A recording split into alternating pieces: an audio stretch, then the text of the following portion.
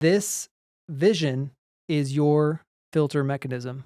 And when you see something, when you have a leadership meeting, when you have a board meeting or whatever form that looks like, an owner's meeting, you need to say, hey, we have this new opportunity. Does it fit inside of our vision?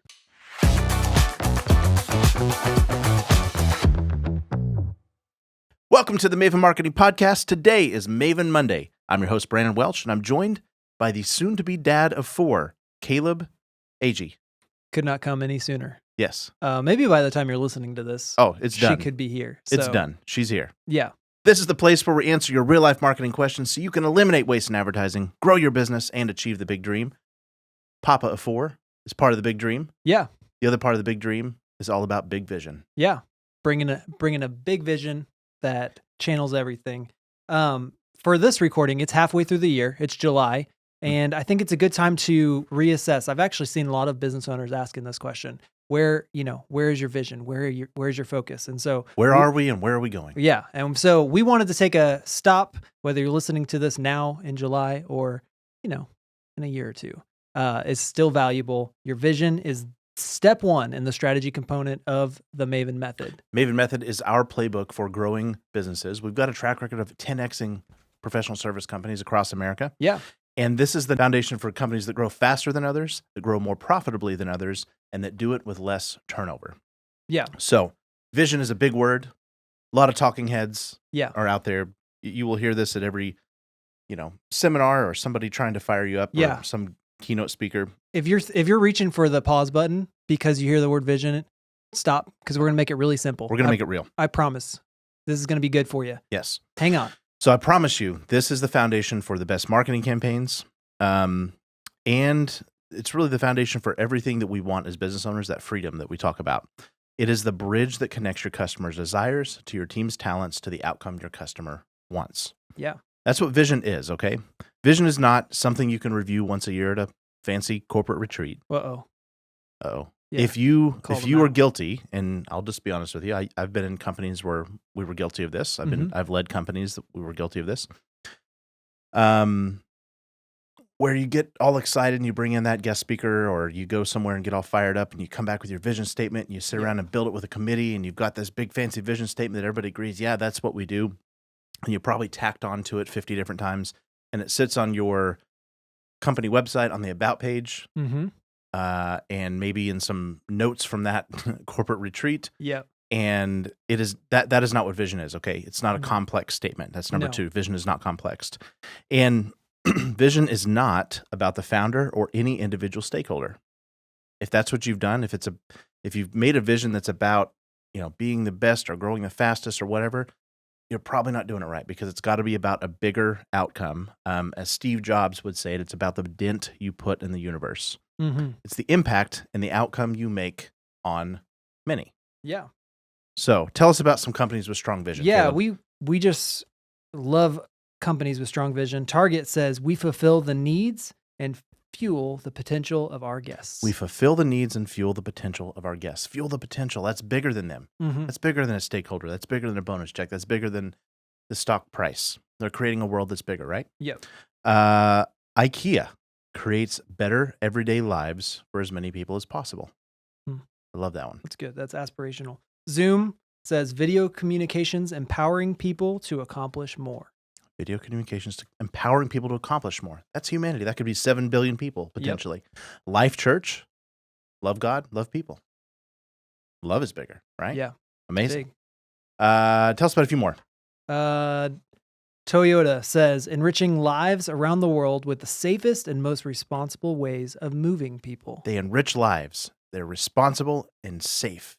You notice none of these are saying the word of what they do. It's kind of interesting. It's bigger than they're saying, like Toyota said, moving people. Yes. It's like the outcome I love that. of what they do. Yeah. I love that. Because you know what? If Toyota, if technology decides that we all have flying cars one day, Toyota's vision doesn't have to change, because we're moving people, right? Moving people. Yep. Yeah.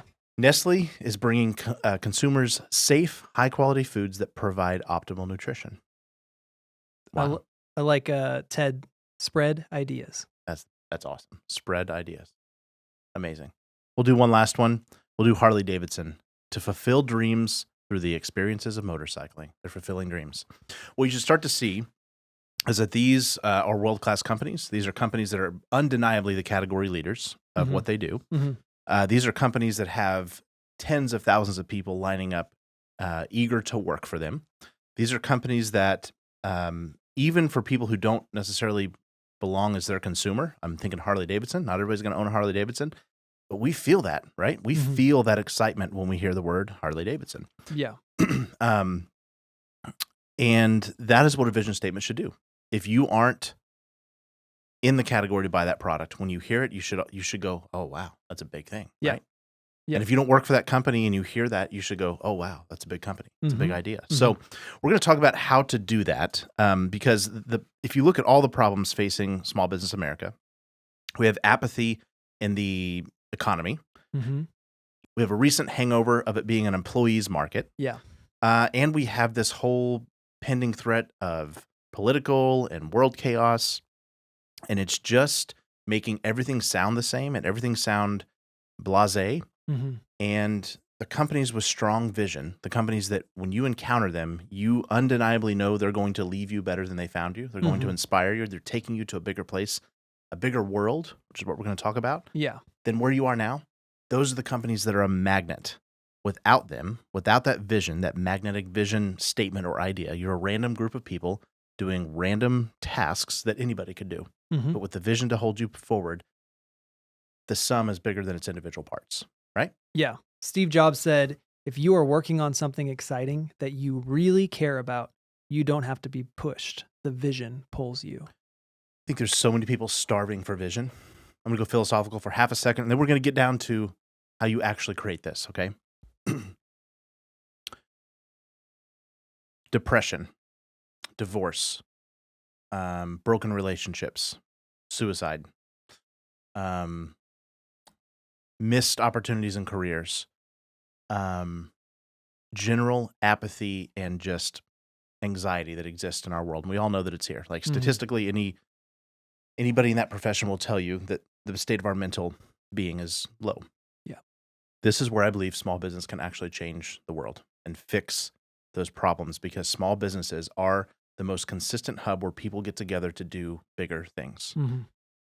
And if you are a small business owner that does good work, and I know you are because you're listening to this podcast. Yes, you are. We don't have people that do bad work on this audience. I know that you want to do something bigger. And I know that you believe that your work is bigger than the sum of the parts and the hours you put in and just the individual product you make. But your ability to convince other people of that hinges on your ability to articulate it. And so we're going to talk about the idea of a vision statement. On that note, quick book thought would be A Man's Search for Meaning. Oh, you should look Viktor that book Frankl, up. Yeah. Very powerful. And this is what people are looking for: purpose and meaning. And when we're void of that, that's called depression. Yes. And so you're going to give them a purpose, and you're going to do it with your vision statement. Estee Lauder, mega famous, fashion makeup founder, right? All great things begin with a vision, a dream. I've always believed that success comes from not letting your eyes stray from that target. Not letting them stray from that target. There's a clue. Anyone who wants to achieve a dream must stay focused, strong, and steady. So let's talk about how to make words and ideas that keep your company focused, strong, and steady. There are two parts to this. Yeah. The first is declaring your vision. We're going to hopefully teach you how to declare your own vision. And the second is integrating that vision. I think of The Office when Michael walks out and he's having financial trouble and he says, "I declare bankruptcy." That's not what we're necessarily doing. That is a declaration. It is a declaration. In the Maven method, this is chapter 19. This is called Starting with Strategy. And it's all about the vision you create. We talk about declaring the vision. Yes. Declare it's an active verb. Active word. Yeah. Sorry. Very. Declare. It's not craft. It's not write down. It's not make up or come up with. It's you're declaring. Not fishing. You don't cast it. And you declare it. Yeah. And you don't cast it, you declare it. You declare the world you're trying to create. And if you are leading a company right now and there's not an instant jolt of like where you can go to declare what you're trying to do more than just, making things or installing windows or selling legal services or whatever it is you do, We're going to take you through a few questions, okay? So the declaration is your mantra. It's your identity. It's your backbone. At the end of the day, this is the world you're trying to create with your company and organizations. The tasks you do are for a greater cause. Just for a quick example, Nate, our vision at Frank and Maven is to create a world where entrepreneurs can confidently grow their business without wasting money on advertising. A world where entrepreneurs can confidently grow their business without wasting money on advertising. That's the world we're creating. That's why we come to work. Yep. That's why we prescribe the plans that we prescribe. That's why we study the things that we study. That's why we listen to the things we listen to. That's why we celebrate the things we celebrate, is so that entrepreneurs do not have to wake up confused or frustrated or broke from their efforts trying to make their dream a bigger thing. Yep. That's it. That's why we come in at 8 a.m. every day. Yes. That started with the founder. Yeah. I happen to be that guy, but because it was a painful experience I went through, and it was like, dang it shouldn't be this way. There ought to be a better solution. I couldn't find it for myself, so we as a team went and created it. And I'm the circus leader that makes that happen. But back that up, the formula, one you can use. And by the way, you'll notice that some of the best companies in the world didn't exactly use this formula. This is the one we developed because it forces you to use all the components of passion, I think. Mm-hmm. And so we say a world where ideal customer, Mm-hmm. Nate's going to put this up on the screen. Yep. Fill in the blank of ideal customer. So it could be moms. It could be families. It could be people. Homeowners. Could be humanity. Could be homeowners. Could be persons with disabilities. Mm-hmm. Could be men. Could be women. Could be. Yeah. You can could be Republicans. I mean, it could be whatever. Dogs. The world. Yeah. Yeah. Or fish. All right. Or blue skies or wherever. So a world where pilots. So who is that? And just a quick note on that. Most companies will serve more than one avatar. They'll serve more than one individual type of person, more than one stereotype, right? Mm-hmm. Don't be afraid to be specific. It's not a sin if you don't go super, super specific, but don't be afraid to filter to that person, mm-hmm. because that person's stakeholders, that person's cheerleaders, if you will, like we say entrepreneurs. Yes. Well, it doesn't mean that we don't want accountants to read that and have passion. Yeah. It doesn't mean that we don't want pastors to read that and have passion, but they get it when you hear the word entrepreneur, right? Mm-hmm.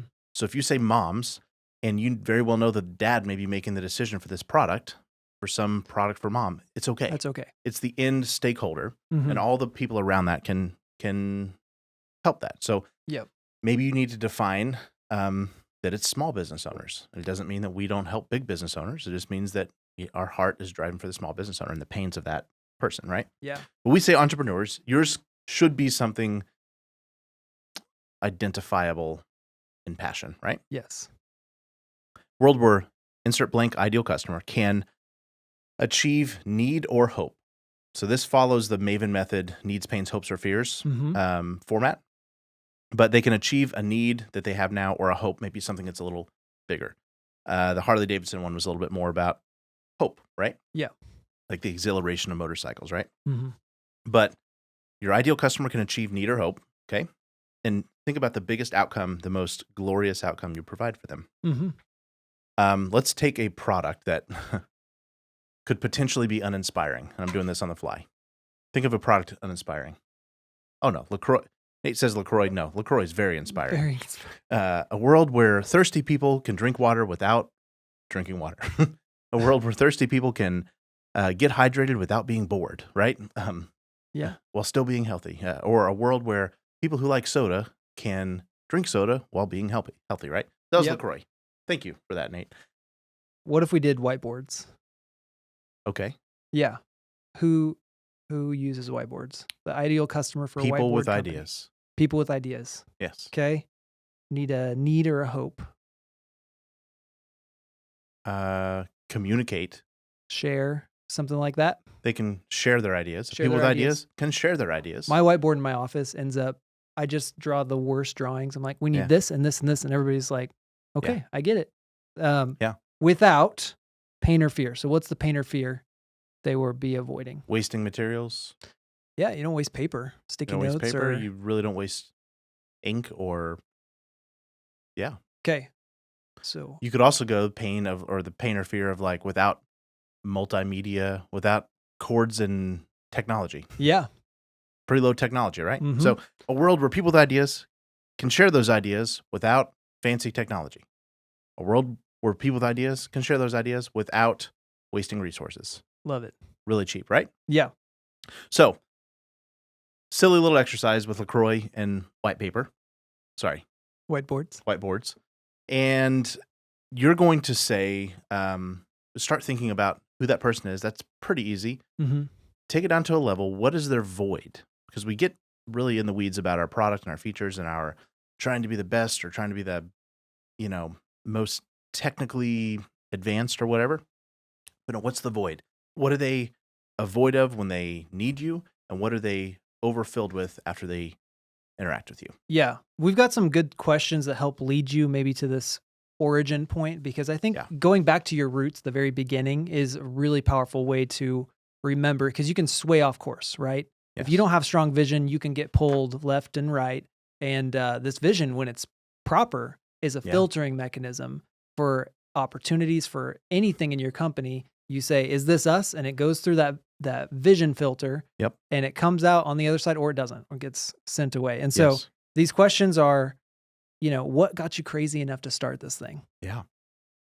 We say, what's your pissed off moment? Yeah. Every startup entrepreneur knows what this vision is. They're face to face with the pain, right? A true entrepreneur, Yeah. right? And what I know of true entrepreneurs is sometimes it's hard for them to articulate it. Yes. And so it's good to have somebody else ask you these questions. I'm just this is on the Yes. fly, is in the notes, but I think it's good for you to have somebody ask you these questions and then to say, oh, okay, so it's Yeah. this. And then what's the one thing you guys do better than anyone? Mhm. And who suffers if you aren't doing it? Yeah. If you don't start this thing, if you don't do your job well, who is suffering right now? That inverse questioning will actually usually reveal your Ideal most ideal customer, but it also reveal your ideal passion, I think. Yeah. I forget who said this, but it was somebody that said, hey, what is the thing that you will not be able to do in your lifetime, but you want as an outcome? What is the mission or the vision that will outlive you? Like, it's so big that there's never been anybody that did it in a single lifetime. Somebody will have to be carrying on. And Steve Jobs had that kind of, purity in his conviction in his visions. And JFK said, we're going to send a man to the moon. He didn't know he was not going to live to see that, but he very well knew he could have probably at the time. He goes, we choose to send a man to the moon, not because it's easy, because it's hard. And it fired up the world, not just the nation, but it's the most viewed event in the entire history of television, even when populations were, 1 billion less than they are now. So say the thing that should scare the heck out of you a little bit. If your vision doesn't make you wonder how you're going to do it, you're thinking too small. That's good. It's a battle cry. It's your battle cry. It is the thing that will unite people and inspire them to do something for a common good that they don't even know how they could even begin to do by themselves, right? That's it. Okay, so you need to take a moment and build that. If you don't have a form of a vision statement, I would encourage you to take a moment, work with your leadership. If you're not in leadership at your company, you're going to have to go maybe be that secondary person, ask these questions. That's really crucial, really for everybody to be on the same page. We talked about that because if you don't have it, you're going to wander, and everybody's going to bring their own version of the vision. Not bad things necessarily, but everybody brings their own version of that vision, and they're going to complete their own pieces of the puzzle. That's right. I think we're doing this, and it's probably good that they're thinking that way. That shows ownership and good thought, but it's not that they're wrong. Yeah. It's just, it wasn't their thing to decide. Yeah, it's not. Like, you have to be a leader, and a very, very small amount of people get to collaborate on that big vision with you. Otherwise, it's not a vision. It's a committee. It's a collaboration. And collaboration is a beautiful thing in business, but it happens at the execution level, not at the where we should go level. Too many cooks in the kitchen, right? Yep. So we talked about creating that vision statement, talk about the thing that is bigger than the individual parts of your company. Why are we doing this, right? Yeah. Some outcomes of that. Your people are going to know why they're there Mhm. or why they shouldn't be there. Yep. Have you ever had an employee that did their own thing? Or have you ever had an employee that was not inspired? Have you ever had an employee that just may have done a good job on something, but it just wasn't in format? It's because the vision wasn't clear. Yeah. And so we're going to talk about how to integrate that vision so that doesn't happen to you. Mm-hmm. What's the step one of integrating our vision? And you do it so well. Well, thank you very much. We reinforce it weekly. And this is, like we said, it's not something you go and catch. It's not a disease. Yeah. It's not fishing. No, you want to make sure you reinforce this because you have to repeat it and repeat it and repeat it. Nate didn't learn it overnight. Neither did we, truthfully. But when it becomes a part of your internal culture, your vernacular, it's that heartbeat that's right there, leading everybody. You get to do it, and so you have to say it often, out loud. And another good way is to ask, "How did we fulfill our vision?" Yeah, the best visionaries I know go, "Is that true? Are we still on vision?" Like, it cannot become just a parrot regurgitated exercise. Mm-hmm. You can go do that at preschool, right? Yeah. It has to be something that is tangible, and you, as the leader, you have to sometimes connect things that your people are doing that are on vision, but they didn't realize, oh, that was on vision. Mm-hmm. Caleb does this so well. Every week we have one of the main points in our Monday morning meeting is, why are we here, mate? Yep. Why are we here, Audrey? Why are we here, Kyle? I pick right? a random person, and then I say, and how did we fulfill that? And actually, even before that, the very next point is we do company wins, which really should be us fulfilling our vision. Yes. On Friday in the morning, Caleb sends an email out. We send an email and we say, hey, how did we win this week? Yep. Everybody has to sound off. They reply all, and everybody gets to celebrate them and see them. And then we talk about them on Monday. And so there's a daily, and that, dude, as the visionary dude, like, this is my thing. I forget it just as much as anybody else does. Mm-hmm. And when you see that, and no more than 7 days ever goes by at Frank and Maven without you seeing why we're here and how we did it. Why we're here, how we did it. Why we're here, how we did it. That's the pace you need to have as a leader. That's the responsibility you have to carry your vision forward, or else it's just a fancy bag of words that gets looked at a few times a year, and everybody kind of starts to believe, that isn't anything. That's a corporate exercise. Yeah. So you're reinforcing it weekly. Yep. You talk about it with your team, but you also talk about it with your clients at some level. You're maybe not going to just regurgitate it at them, but they need to know why you exist. And that should be a yes or a no, whether or not you should work together. Especially if we do a lot of B2B. If we're going to partner with an organization for the long term, we want to make sure that we both believe the same things and that they see the vision we have and we see the vision they have. So this is slide 3 on every presentation we ever give to acquire a client. We say we're creating a world where entrepreneurs can confidently grow without wasting money on advertising. That's right. Is that why you're here? Because if not, we should shake hands and part as friends. Mm-hmm. Do you want to confidently grow? And then we tell them what growth means to us. Mm-hmm. We kind of elaborate on that vision. And then we tell them why we're so hell-bent on not wasting their money. We see the dollars you're about to give us as our dollars, and we will not do something that we wouldn't do for ourselves. That's right. And that sometimes has filtered clients out. We've learned to say, if they're not on fire about that, if they think they're hiring us to manage clicks or to do some sort of random creative task, we've got the wrong partner. And we say, love you. Here's our ideas. You should take them and go do them. But we probably aren't the right ones to execute it for you. So another point that leads to number 2. Yeah, which is filter your opportunities with it. I alluded to this a second ago, but a vision statement done right should be the yes or the no that stops any opportunity along the way. You will, if you are in business more than a day, you will have an opportunity to do something that is slightly different from what you were already doing in the first place. Yes. And distractions come in disguise. As opportunity. They look like opportunities. So you have to be very, very, very, very, very, very careful that you don't get distracted by opportunities.